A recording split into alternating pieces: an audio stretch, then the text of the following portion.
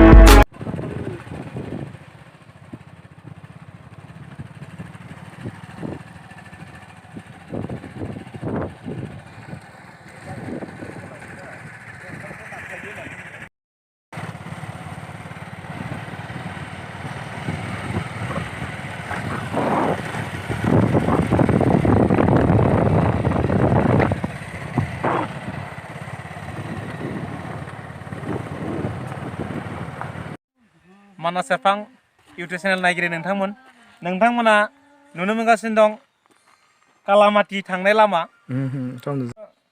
कालामातिखौ मोननोसै बारा गोबाव सम गैला, मात्र 5-6 किल'मिटारसो डिसटेन्सल'सै। दा जों नै नोंथांमोना नुनो मोनदों टु कालामाति। जों मेन गेटनिफ्राय फैयै दा माने 5-6 किल'मिटारसो जों बारबोबाय। दा जों 5-6 किल'मिटारसो थांगौबानो जों कालामातिखौ मोनसिगोन। स' नोंथांमोना कालामातिनि समायना नुथायखौ नायनो हागोन। दा कालामाति गोबां नामजादा, बे चिरां जिल्लानि सिङाव थानाय कालामातिया गोबां नामजादा।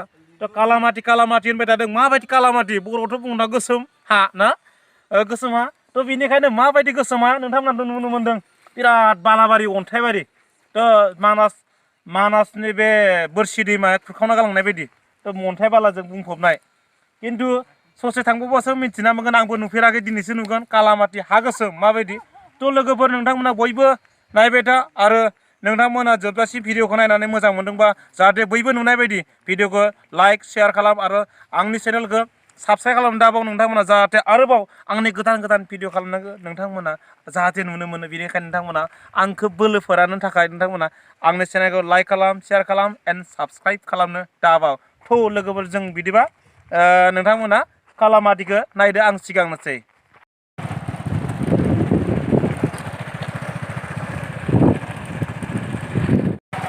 लोगोफोर थांगासिनो दं, मोनहैयाखै दाबो कालामातिखौ। बारा गोबाव सम गैला, लामाया जोबोद अन्थाइबारि, जोबोद खस्थ'। नोंथांमोन आंनि साफ्रोमबो साबस्क्राइबार नोंथांमोनखौ बे समाव मुंदांखा जायगा आं जेरावनाखि मा होनना बुङो बेखौ कालामाति बे कालामातिनि नुथायफोरखौ दिन्थिनो थाखाय आं कालामातियाव दंफैयो। बेयो चिरां जिल्लानि सिङाव थानाय आमटेका रेन्जनि सिङाव। बे मानास हाग्रामानि गुवार बिखायाव थानाय बे आमटेका रेन्जजों हाबबोनानै नोंथांमोना बेवहाय बे कालामातिखौ नुफैगोन।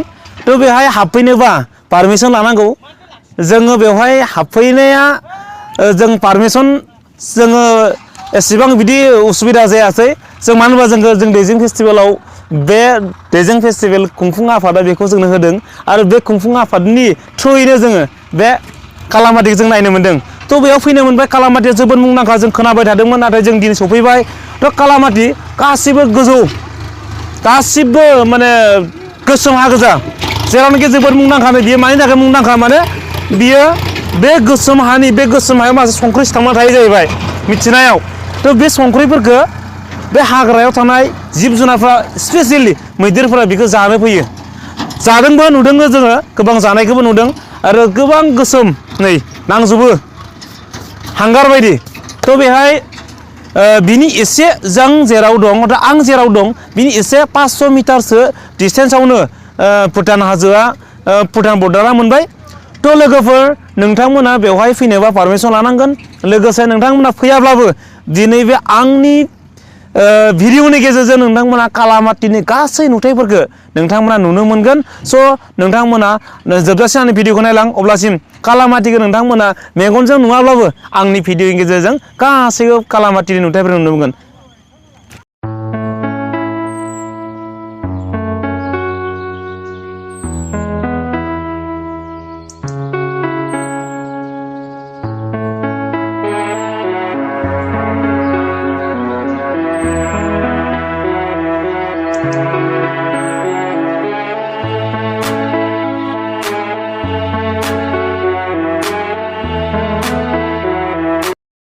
नोंथांमोन बयबो नायनो लुगैदोंबा कालामातिखौ पारमिसन लाना फैनो हागोन लोगोसे लोगोआव जाग्रा लोंग्रा लाबोफादो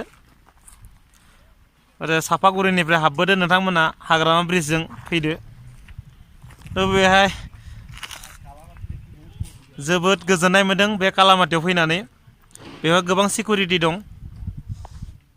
जानला मोनला खालामनो हाया जोंबो बेवहाय सम मथे थिखाना होदों फुंनि 6 रिंगानिफ्राय जागायनानै बेवहाय हाबनो मोनो लोगोसे 3 बाजि जानाय लोगो लोगो बेनिफ्राय ओंखारलांनांगौ थ' जोंना समबो जासिगोन बेनिखायनो माबारायनो नोंथांमोननो मोननैसो शुट खालामनानै दिन्थिनानै जों थांनोसै थ' नायलांबाय थाबावदो नोंथांमोना कालामाति कालामाति कालामाति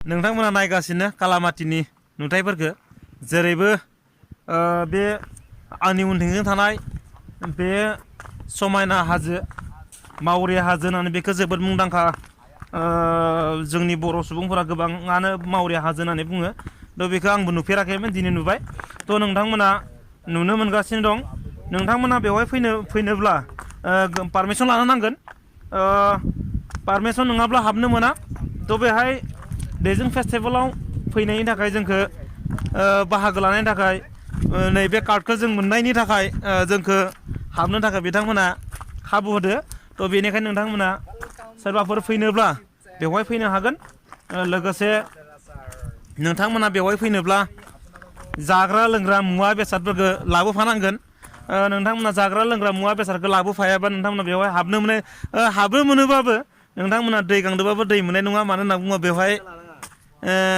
बेवहाय दखान पाहार गैया बेनिखायनो नोंथांमोना लोगोआव मा जानो मा लोंनो गासिबो लाबोखाजोबनांगोन आरो मोनसे खोथाखौ बुंनांगोन बेवहाय दिनैसिमबो आसाम गभर्नमेन्ट लोगोसे इन्डिया गभर्नमेन्ट लोगोसे BTC गभर्नमेन्ट बिथांमोना दासिमबो बे कालामातिनि जायगाखौ गोबाङानो बुंदों पिकनिक स्पट होननानै खिन्थु नाथाय बेखौ पिकनिक स्पट नङा दासिमहालागै बिथांमोना सरकारि भाबै पिकनिक स्पट हिसाबै गनायथि होआखै बेवहाय नोंथांमोना नायफैनो हागोन पारमिसन लानानै हाबफैनो हागोन नोंथांमोना बेवहाय जाग्रा लोंग्रा मुवा बेसाद लाबोनोबाबो नोंथांमोना संना खावना लाबोखानांगोन बेवहाय खुनु संनाय खावनायनि खुनु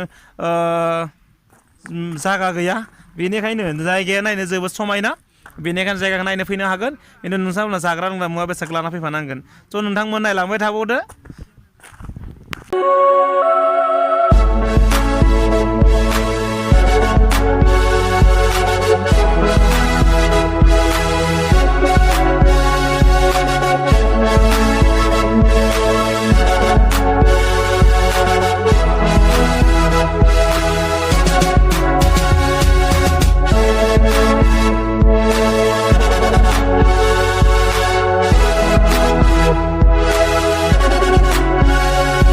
नोंथांमोना नुनो मोनगासिनो दं बे कालामातिनि समायना रमायना नुथायफोरखौ नोंथांमोना नायगासिनो थ' नोंथांमोननो आं जेसेबां हायो एसेबां खोन्थाबाय थ' जोबोद खस्थ'नि गेजेरजों नोंथांमोना बे कालामातिनि नुथायफोरखौ खोन्थाबाय जे पाहार गोजा हाजो गोजा जेरावनाखि बेखौ मा होनना बुङो मावरिया हाजो होनना बुंदों मुंदांखा मावरिया हाजो नोंथांमोना नुनो मोनबाय थ' बेहाय बे अरगें हाजो बायदि बे हाजो जिथु संख्रिनि बे नोंथांमोना बेखौ मा होनदों मैदेरा जानो फैयो थ' जानो फैनानै बिथांमोना जानानै बेफोरखौ मा खालामो बिथांमोननि जानाय खियाबो गोसोम जेराव नोंथांमोना मोनदों गासैबो दैयानो गोसोम बेफोर माखाया जेराव गोसोम हा थ' बे खाथिनि एसे थांबावबानो भुटान रायजोआ मोनसिगौमोन थ' बेनिखायनो बेखौ बारनो होआसै थ' जियानो जा जेसेबां हायो नोंथांमोननो बेखौ खोन्थाबाय नोंथांमोना भिडिअखौ मोजां मोनदोंब्ला गुबुननो फोरमायनो थाखाय शेयार खालाम लाइक खालाम लोगोसे आंनि चेनेलखौ नोंथांमोना साबस्क्राइब खालामनो दाबाव मानोना गुबुन गुबुन बेबायदिनो गोनां गोनां जायगाफोरखौ बर'नि मैखोम जायगाफोरखौ नोंथांमोननो खोन्थानो थाखाय आं